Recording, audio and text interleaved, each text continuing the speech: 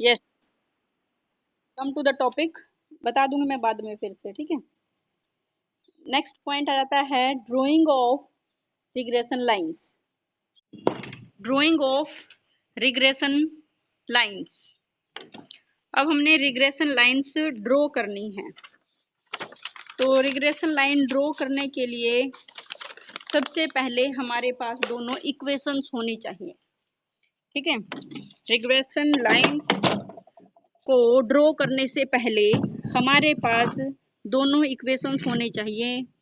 Regression equation x on y and regression equation y ऑन x, ठीक है। I hope आप लोगों को इक्वेशंस ड्रॉ करने में कोई दिक्कत नहीं होगी किसी भी फॉर्मूला से, चाहे वो बाय द एक्चुअल डाटा हो या फिर एक्चुअल मीन हो या फिर एज्यूम्ड मीन हो। इनमें तो regression lines regression equation draw करने में तो कोई दिक्कत नहीं होगी ना। हाँ जी। तो अब हम सबसे पहले फिर जो भी इक्वेशंस आएंगी उनसे हमें रिग्रेशन लाइंस ड्रॉ करनी है। वो अकॉर्डिंग टू डाटा देखेंगे हम क्वेश्चन में कि किस टाइप से हमने लाइंस को ड्रॉ करना है, ठीक है। क्वेश्चन चेक करें। Following are the height of father and sons in inches. Father और सन की हाइट दे रखी है इंचेस में। Height of father and height of sons, ठीक है।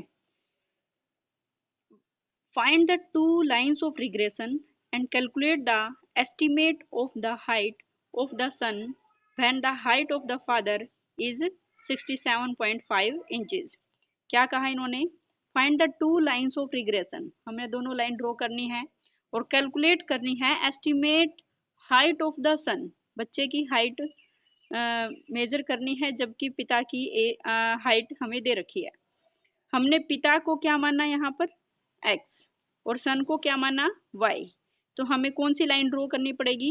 इन्होंने फादर की दे रखी है। It means when x is equal to 67.5 है then find the value of y। यही बोला ना, इसका मतलब यही हुआ ना बेटा। तो हम क्या करेंगे, सबसे पहले हमारे पास जो डाटा दे रखा है, अगर हमें कोई भी मेथड नहीं देगा तो हम एज्यूम्ड मीन मेथड अडॉप्ट करेंगे। हाइट ऑफ फादर दे रखी है हमें और उसके अकॉर्डिंग हम एज्यूम्ड मीन ले लिया हमने 68।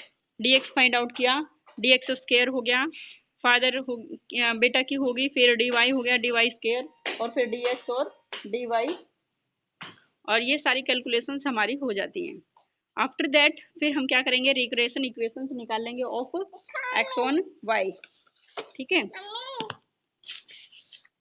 तो x ऑन y निकालने के लिए हमारे पास इक्वेशन क्या होगी, x minus X bar is equal to r into standard deviation of x into standard deviation y into y minus y bar। तो x बार फाइंड आउट करेंगे अब हम सबसे पहले a plus summation dx divide by n और उसके according same as y bar a plus standard summation of dy divide by n, ठीक है बेटा। x बार और y बार की वैल्यू आ जाएगी by the assumed mean method, ठीक है। फिर उसके अकॉर्डिंग हम क्या निकालेंगे, b x y find out करेंगे। वो क्या रहेगा, r into standard deviation of x into standard deviation of y, ठीक है। तो ये हो जाएगा summation, formula same, n into summation d x d y minus summation d x d y divide by n into summation d y square minus summation d Y का whole square, ठीक है। बेटा जी वैल्यूज पुट कर देंगे यहाँ पे और हमारे पास इक्वेशंस आ जाएंगी। फिर ये सारी इक्वेशन आ गई, x is equal to 32.287 plus 0.5251 y, ठीक है। ये हमारी इक्वेशन होगी x ऑन y। यहाँ तक कोई दिक्कत? हाँ जी, सेम एज y ऑन, इसी टाइप से हम y ऑन x फाइंड आउट कर लेंगे, ठीक है। अब उन्होंने हमसे क्वेश्चन में पूछा है कि फाइंड द रिग्रेशन लाइंस। अब हमने रिग्रेशन लाइंस ड्रॉ करनी है। तो रिग्रेशन लाइंस हम कैसे ड्रॉ करेंगे, इसके लिए हम सबसे पहले फर्स्ट रिग्रेशन लाइन ले लेते हैं x ऑन y, ठीक है। x इज इक्वल टू पहली रिग्रेशन लाइन जो हमने ऊपर फाइंड आउट की थी वो क्या है, 32.287 प्लस 0.525 y। ये सभी ने पीडीएफ ओपन तो कर रखी होगी ना बेटा।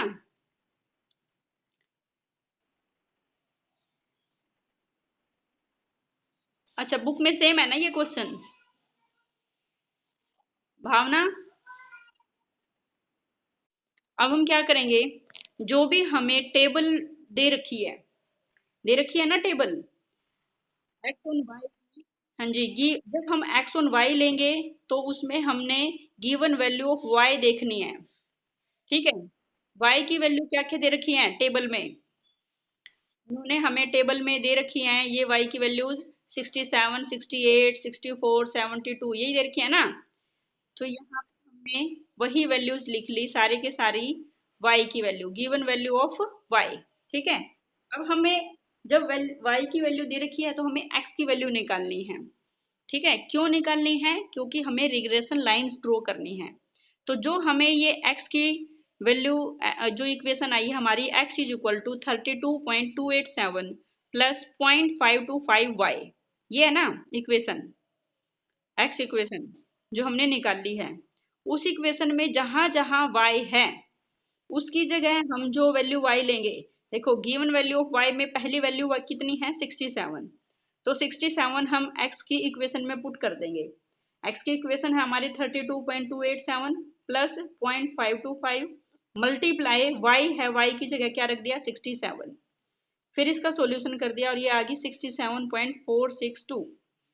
समझ आ गया? हेलो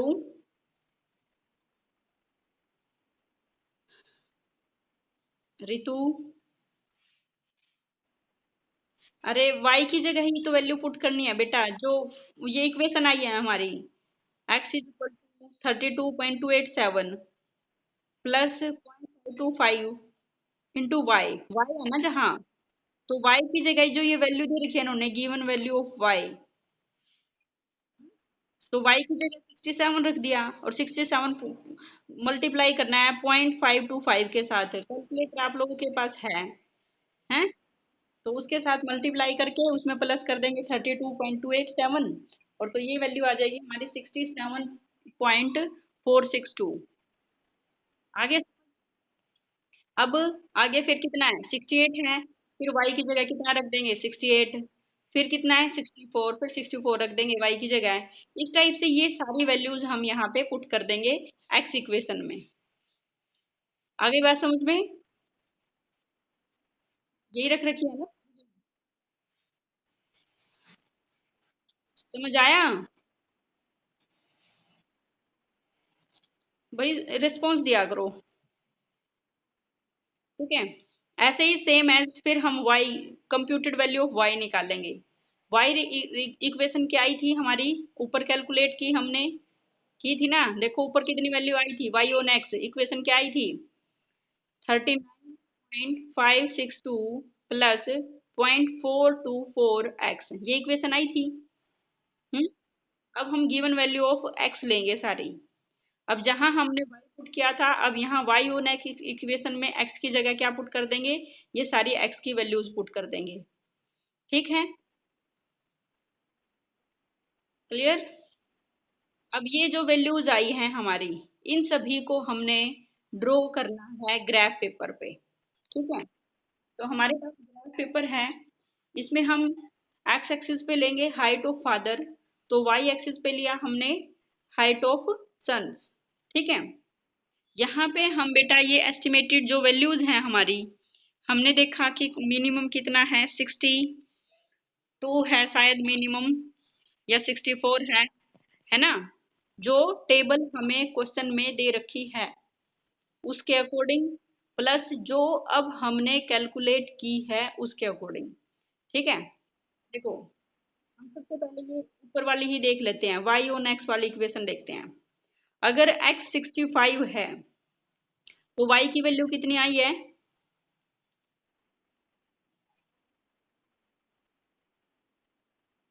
हाँ यही आई है ना। तो अब इसके अकॉर्डिंग हम ग्राफ में पुट करेंगे।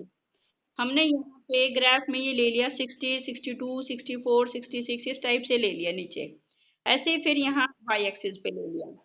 ठीक है, तो पहला है कि अगर x की वैल्यू 65 है तो y की वैल्यू आई 67.122। ठीक है, तो हमने यहाँ ग्राफ पे देखा कि x की वैल्यू कितनी थी 65। तो एक्स एक्सिस पे 62 और 64 के बीच में 65, एक्स 65 है तो वाई की वैल्यू कितनी आई है। ये इन्होंने ये ना जो इसमें ग्राफ बना रखा है ये गलत बना हुआ है, आप इसको अपने अकॉर्डिंग देखेंगे, है ना।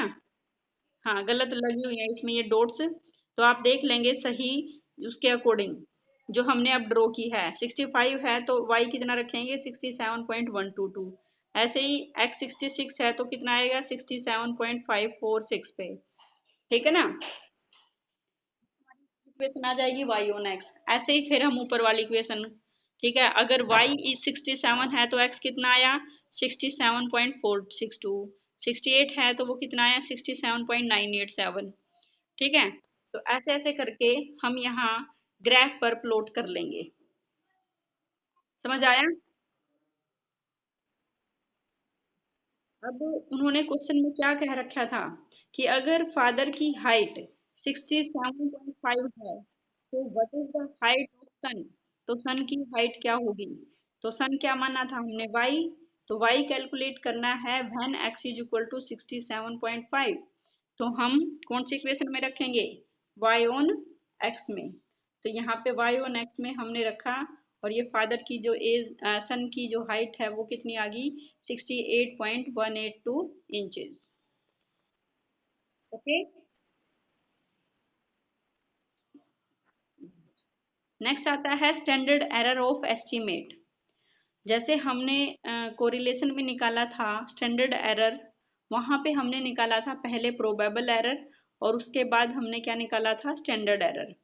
तो ऐसे ही सेम हम यहाँ पे निकालेंगे कि स्टैंडर्ड एरर ऑफ एस्टीमेट, इसमें क्या रहेगा कि जो हमारे रिग्रेशन जो हमने इक्वेशंस फाइंड आउट की हैं उनकी हेल्प से हम जो इंडिपेंडेंट वेरिएबल है उससे उसके अकॉर्डिंग हम जो डिपेंडेंट वेरिएबल्स हैं उनकी जो वैल्यूज हमें नहीं पता उनको फाइंड आउट करेंगे, ठीक है।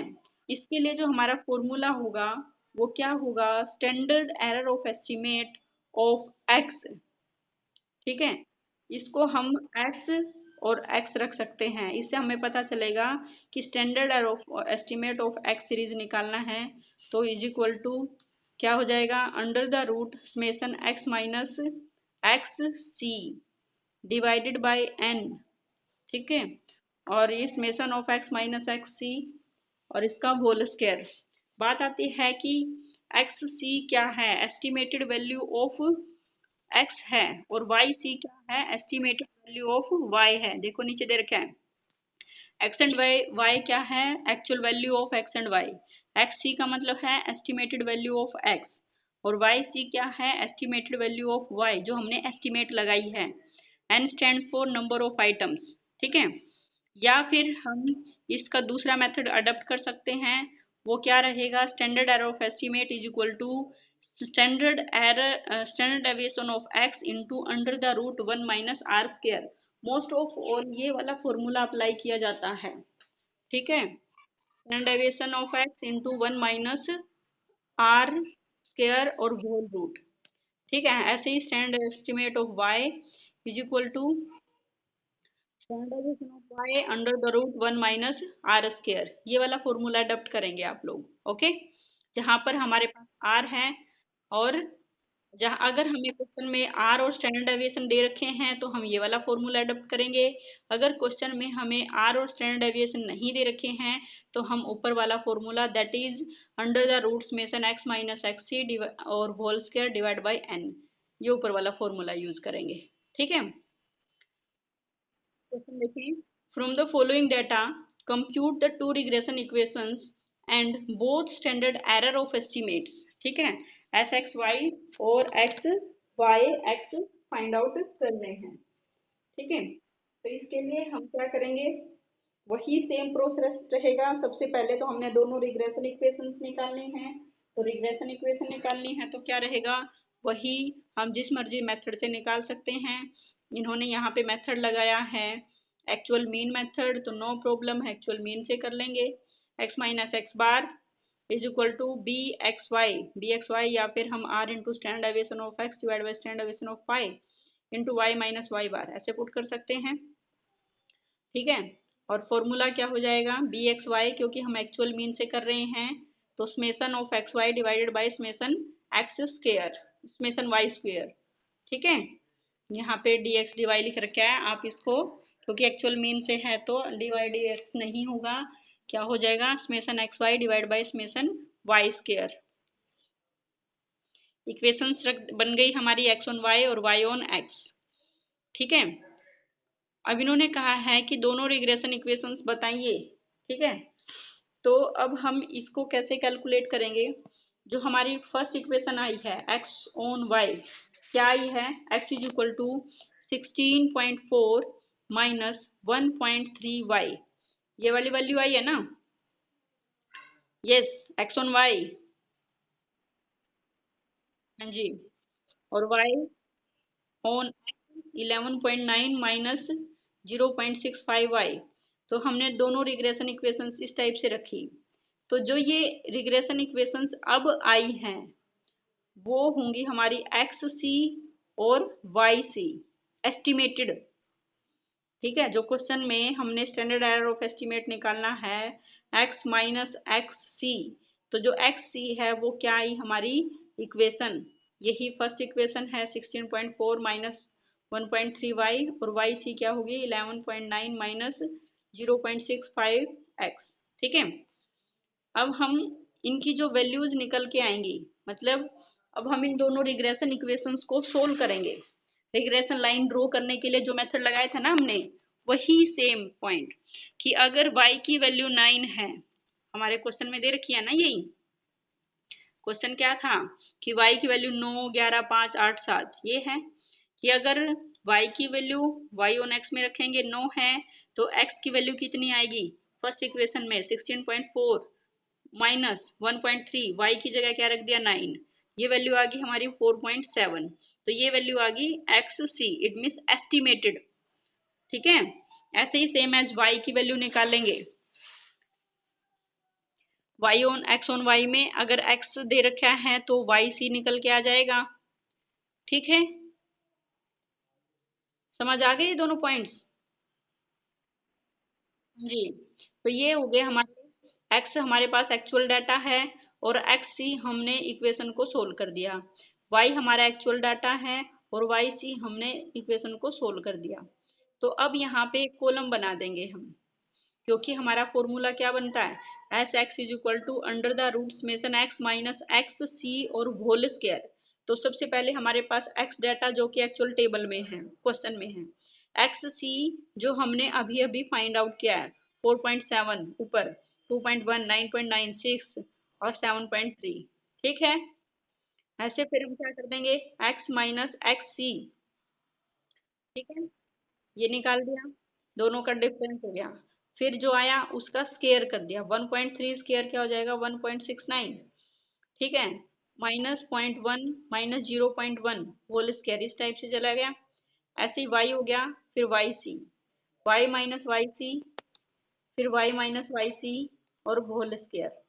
समझ आ गया, हेलो, किसी टाइप की कोई दिक्कत किसी को भी।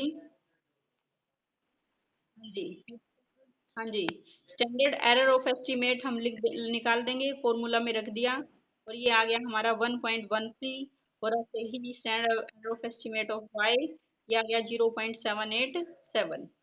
क्लियर, हाँ जी। दूसरा मेथड इन्होंने दूसरे मेथड से भी निकाल के दिखा रखा है कि अगर हम आर वाला मेथड यूज करना चाहते हैं तो पहले हमें आर निकालना पड़ेगा, और आर क्या होता है, regression equation of Y on X दे रखा है। एक बात का और ध्यान रखना बेटा, इस टाइप का हमारा क्वेश्चन अभी तक नहीं आया है। जैसे हमारी इक्वेशन है ये x is equal to 16.4 minus 1.3 y alternative method में, तो जो y के साथ जो भी होगा, यहाँ y के साथ क्या है -1.3, ये है ना, तो जो ये वाली वैल्यू होती है इसको हम क्या मानेंगे, बी एक्स वाई। ठीक है, मतलब y के साथ जो वैल्यू होती है वो हमारा होगा बी एक्स वाई, ऐसे ही वाई ऑन एक्स में y is equal to 11.9 minus 0.65 x है। y ऑन x है तो ये क्या होगा, बी वाई एक्स। तो बी वाई एक्स की वैल्यू कितनी आई, बी वाई एक्स की वैल्यू कितनी आई, हाँ जी, -0.65। तो जो x और y के साथ होता है यही हमारे मतलब क्या माने जाते हैं, बी एक्स वाई और बी वाई एक्स। ये कब, जब हम इक्वेशन को सोल्व कर लेते हैं तब। ठीक है, फिर r इज इक्वल टू, क्योंकि हमारी प्रॉपर्टीज थी रिग्रेशन की, उनमें r is equal to under the root b x y into b y x. ठीक है, और उसका होल रूट कर देंगे तो ये हमारा r आ जाएगा। प्रॉपर्टीज नहीं आई क्वेश्चन में, आपने प्रॉपर्टी की क्लिक नहीं करके भेजी थी क्या, हाँ जी। तो r is equal to, r हमारा क्या होता है, दोनों कफिशियंट्स का मल्टीप्लाई और होल रूट। ठीक है, पहला कफिशियंट कितना आया, -1.3, और दूसरा कफिशियंट क्या आया है, बी वाई एक्स -0.65। बेटा ये हमारी एक प्रॉपर्टी होती है, प्रॉपर्टी ऑफ रिग्रेशन इक्वेशन। इसमें क्या होता है कि जो दोनों हमारे रिग्रेशन कफिशियंट्स आएंगे उन दोनों का मल्टीप्लाई और होल रूट कर देंगे तो वो हमारा आर आ जाएगा, इट मीन्स कोरिलेशन के इक्वल। दूसरा पॉइंट क्या होता है प्रॉपर्टीज में, कि जो एक रिग्रेशन कोफिशिएंट है, दोनों रिग्रेशन कोफिशिएंट्स के जो साइन होंगे वो दोनों सेम होंगे। अगर एक प्लस है तो दूसरा भी प्लस होगा, अगर एक माइनस है तो दोनों माइनस होंगे। ठीक है, आई बात समझ में। ठीक है, तो देखो यहाँ पे बी एक्स वाई भी माइनस है और बी वाई एक्स भी माइनस है।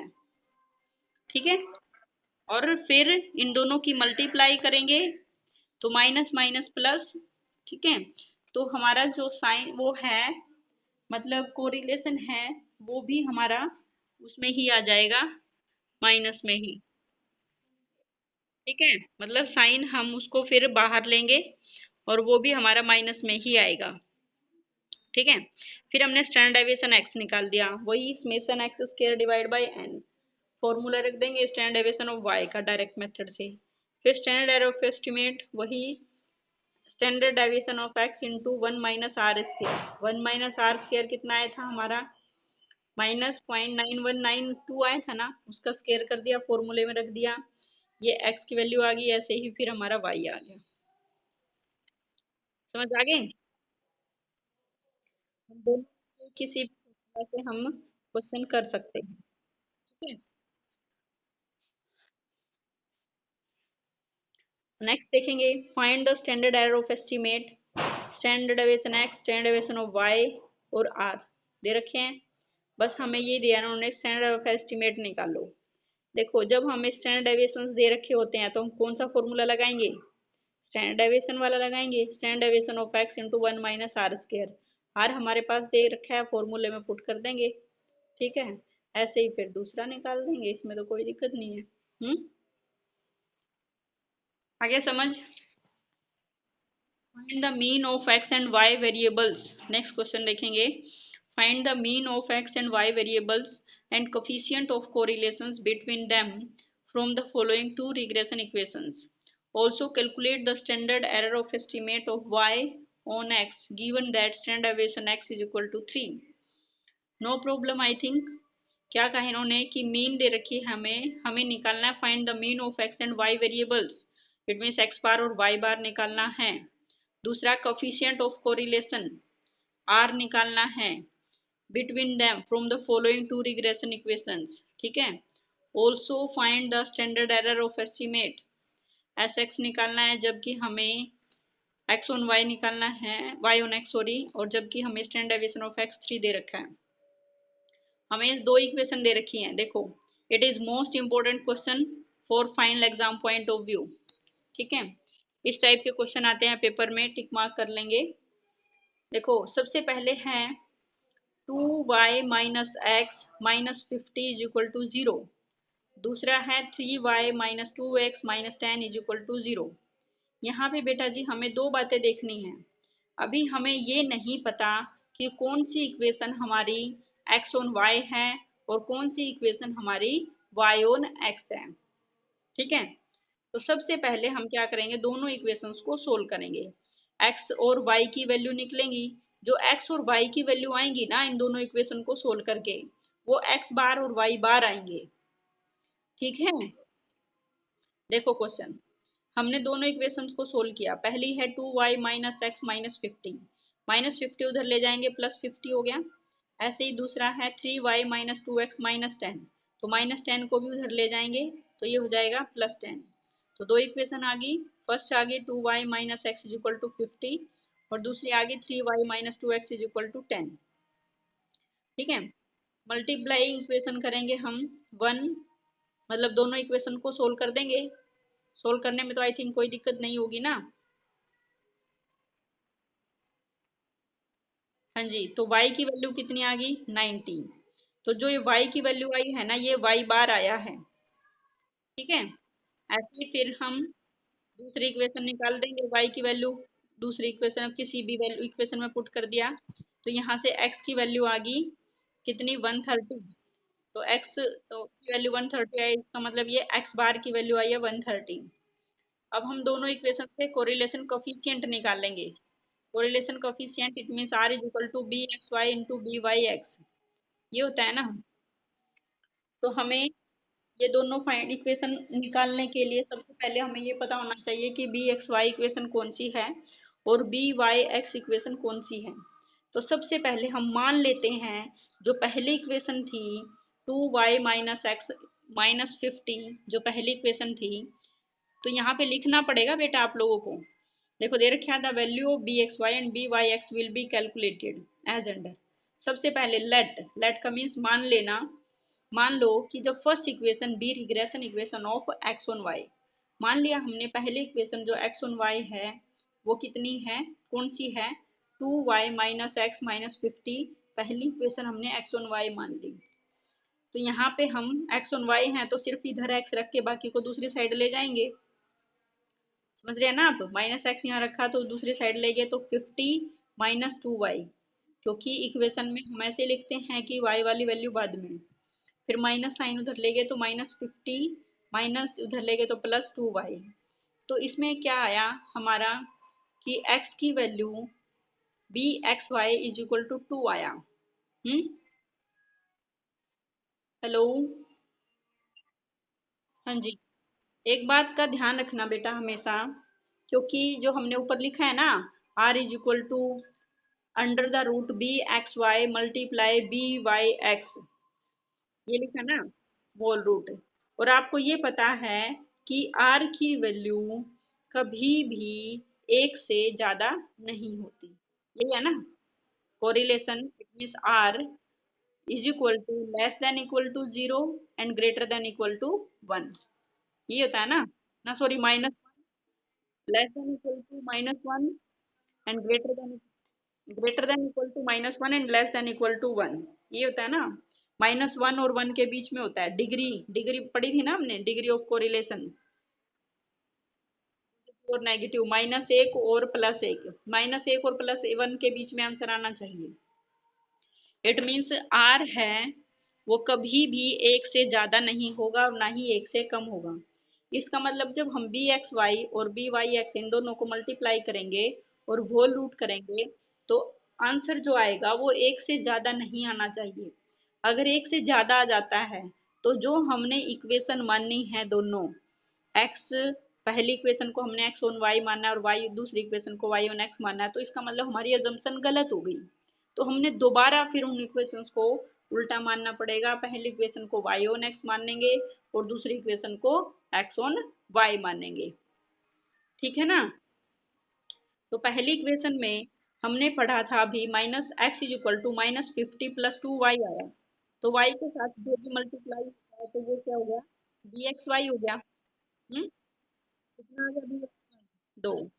ऐसे ही हमने दूसरी इक्वेशन को y ऑन x माना और सॉल्यूशन निकाला कि y is equal to 10/3 plus 2/3 x. तो x के साथ क्या मल्टीप्लाई है 2/3, तो इसकी वैल्यू क्या आ गई b y x is equal to 2/3 आ गई। अब हमने इक्वेशन r में वैल्यू पुट कर दी दोनों, under the root b x y into b y x is equal to, तो क्या आ गई, बी एक्स वाई की वैल्यू 2 थी और बी वाई एक्स की वैल्यू 2/3। इसका हमने अंडर रूट किया तो ये आ गया 1.155। तो एक से ज्यादा आ गया ना ये तो। इसका मतलब क्या हो गया, हमारी अजम्पशन गलत हो गई, है ना। यहाँ पे इन्होंने लिखा कि here r is greater than 1, r की वैल्यू एक से ज्यादा आई है, विच इज इम्पॉसिबल, जो कि इम्पॉसिबल होता है क्योंकि r lies between -1 minus plus -1, क्योंकि आर हमेशा प्लस -1 के बीच में होता है, इसलिए हमारी अजम्पशन गलत हो गई। अब हम दोबारा फिर लेंगे। Now we will take equation first as regression equation of Y on x, क्योंकि हमने पहली इक्वेशन एक्स ऑन वाई माननी थी, तो दूसरी इक्वेशन अब हम क्या मानेंगे, पहली इक्वेशन को वाई ऑन एक्स मानेंगे और दूसरी इक्वेशन को एक्स ऑन वाई मानेंगे। तो पहली इक्वेशन है 2y माइनस एक्स माइनस 50, तो हमने इसको y ऑन x मानना है, तो इसलिए y की वैल्यू यहाँ रख के बाकी को उधर ले जाओ। तो y आ गया 25 प्लस 1/2 एक्स, ठीक है। x के साथ आ गया कितना, 1/2 आ गया ना इसके साथ। हाँ जी, x के साथ 1/2 आ गया ना, तो b y x is equal to 1/2 आ गया। ऐसे ही दूसरी इक्वेशन को x ऑन y मानेंगे, तो बी एक्स वाई हमारा 3/2 आ गया। तो r under the root b x y b y x multiply किया तो ये आ गया प्लस 0.866, ठीक है। हाँ जी, फिर हमें अपनी स्टैंडर्ड एरर ऑफ एस्टिमेट निकालने हैं। Standard error of Y on x निकाल लेंगे, तो standard deviation of y 1 minus r square, r square हमारा अभी हमने निकला है 0.866, उसका स्केयर कर देंगे, ठीक है।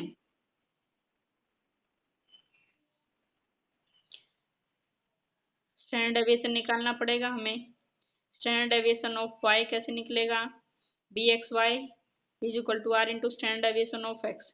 अब क्वेश्चन में हमें दे रखा है, इन्होंने स्टैंडर्ड डेविएशन ऑफ एक्स दे रखा है, शायद क्वेश्चन में हमें दे रखे है ना इन्होंने, क्वेश्चन में standard deviation of x is equal to 3। Hmm,